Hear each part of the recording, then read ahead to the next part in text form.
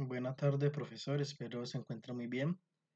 En el siguiente video explico lo que fue la solución que realicé para el punto número 5, el punto de aplicación de la tarea de cálculo diferencial. Yo seleccioné o elegí la literal C, por tanto realizar el siguiente ejercicio que se presenta allí en pantalla de manera resaltada. Para la siguiente función a trozos, y allí me presenta una función f de x, se pide determinar los valores de a y b que hacen que la función sea continua. Entonces voy a pasar a la solución y a la explicación paso por paso. Dice aquí entonces que me piden a mí hallar los valores de a y de b que hacen que esta función sea continua. Para ello debemos recordar las condiciones que se deben dar para que una función sea continua en un punto determinado. Recordemos entonces que la función evaluada en ese punto debe estar definida, es decir, debe existir, y además los límites laterales de la función en ese punto deben existir y ser iguales. Entonces, por tanto, analizando esta función, me doy cuenta, por ejemplo, aquí en el primer trozo, que no hay problemas para el dominio en el cual está definida debido a que es una función polinómica. Las funciones polinómicas no tienen restricción en su dominio. Lo mismo sucede para el segundo trozo y para el tercer trozo.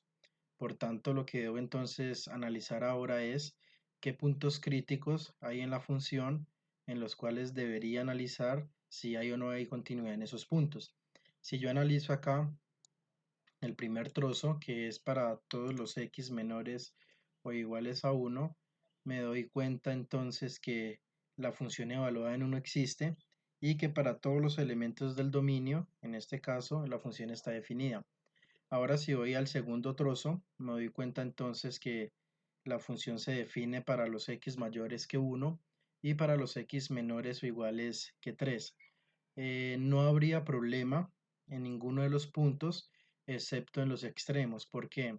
Porque si por ejemplo hablamos el límite de la función cuando x tiende a 1, nos damos cuenta que para el límite lateral izquierdo en ese punto, debo entonces evaluar en este primer trozo, y para el límite lateral derecho en ese punto que es x igual a 1, debo evaluar entonces en el segundo trozo. Por tanto, allí debo analizar la continuidad de la función en ese punto. Análogamente me doy cuenta que otro punto que se debe analizar para esa función sería x igual a 3. Por lo mismo, por una situación similar a la que acabamos de analizar. Porque si quisiera evaluar la continuidad en x igual a 3, me doy cuenta entonces que el límite lateral izquierdo debo evaluarlo en este trozo y el límite lateral derecho debo evaluarlo en este trozo. Entonces, para 1 y para 3 debo evaluar la continuidad en la función y así asegurarme la continuidad de los tres trozos y por tanto de la función completa. Para los demás puntos no hay problema, por lo que dije anteriormente, repito, los tres trozos son funciones polinómicas y las funciones polinómicas no tienen restricción en su dominio, por lo tanto es continua en todos sus puntos. Ya habiendo explicado eso, entonces vamos a evaluar o vamos a analizar la continuidad de la función en x igual a 1. Entonces primero debo evaluar el límite de x cuando tiende a 1 por la izquierda y luego el límite de x cuando tiende a 1 por la derecha.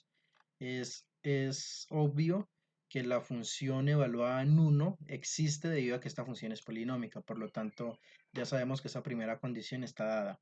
Entonces ahora vamos a analizar los límites.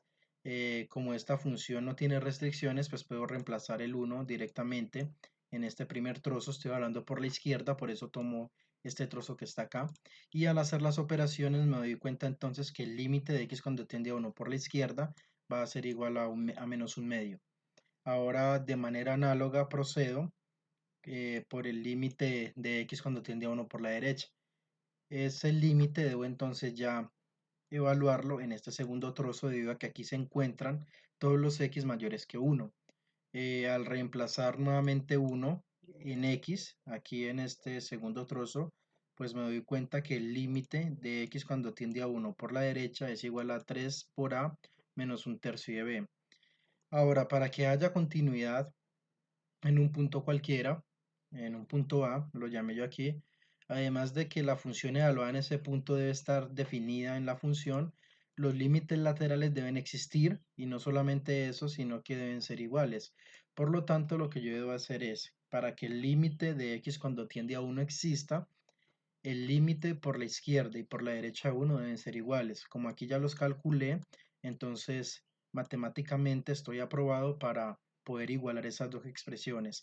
Entonces igualo el límite lateral por la derecha y el límite lateral por la izquierda, que son los valores que obtuve en el proceso anterior. Y aquí obtengo ya una primera ecuación.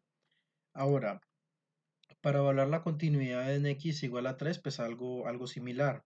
Tomo entonces los límites laterales por la izquierda y el límite lateral por la derecha. Para el límite lateral por la izquierda uso la segunda expresión, ya que allí están todos los x menores o iguales a 3. Aquí los tenemos.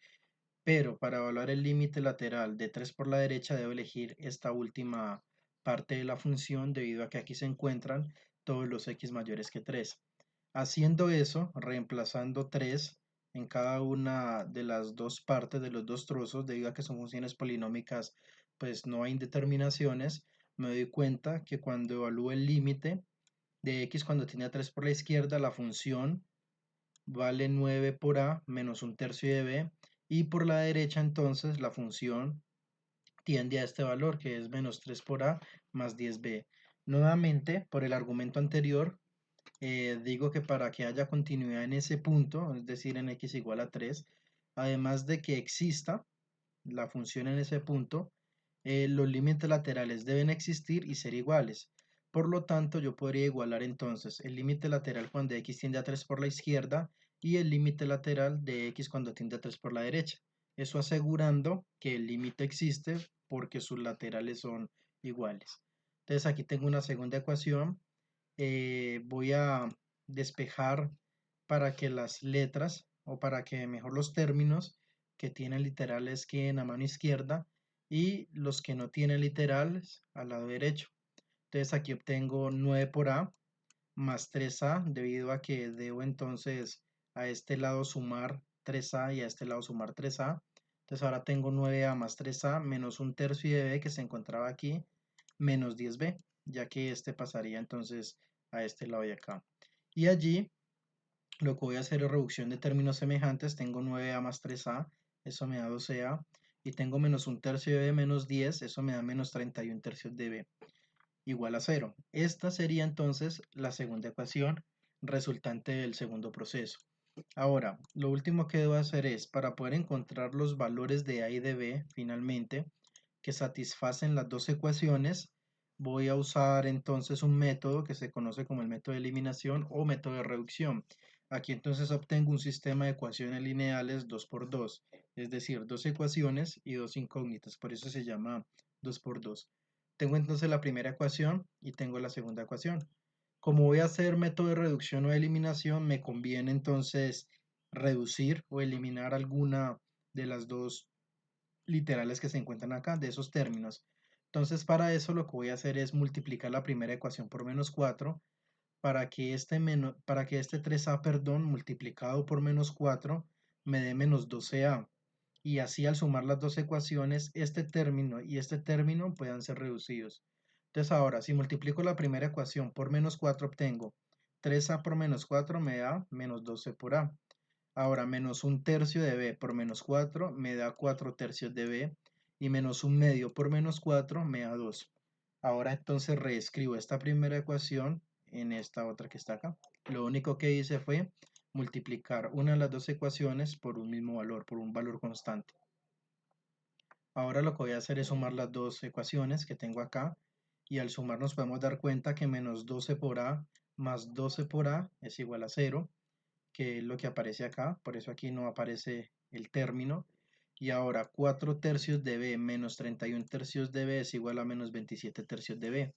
Ahora, si nosotros simplificamos esta fracción, esto va a ser igual a menos 9 por b, que es igual a 2, porque sumamos, recuerden, también los términos independientes, y al despejar este menos 9, obtenemos entonces que b es igual a menos 2 novenos.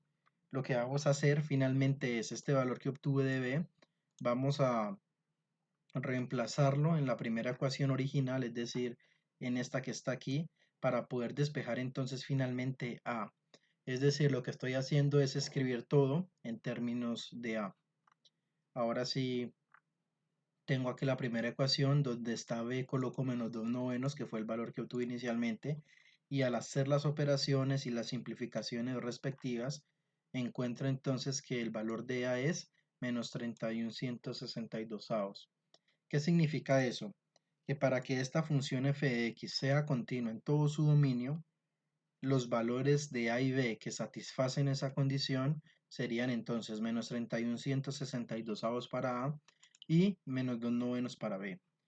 Reescribiendo entonces la función original a trozos, ya reemplazando estos valores y haciendo las operaciones respectivas, encuentro entonces una función que es continua en todo su dominio, en los que para 1 y para 3 en x no habrá ya ningún problema porque la función existe en ese punto, es decir, la puedo evaluar, está definida, y además los límites también existen tanto para 1 como para 3. Me queda entonces f de x igual a menos un medio de x al cuadrado más x menos 1 para todos los valores de x menores o iguales a 1. Me queda también un segundo trozo en el que tengo la siguiente función, menos 31/54 de x más 2/27 para todos los valores de x que sean mayores que 1, pero menores o iguales que 3. Y finalmente un tercer trozo que está definido como 31/162 de x menos 20 novenos para todos los x que sean mayores que 3. Ya con esto entonces finalizo mi explicación, espero haya sido clara y con esto les deseo un feliz y resto de tarde. Muchas gracias.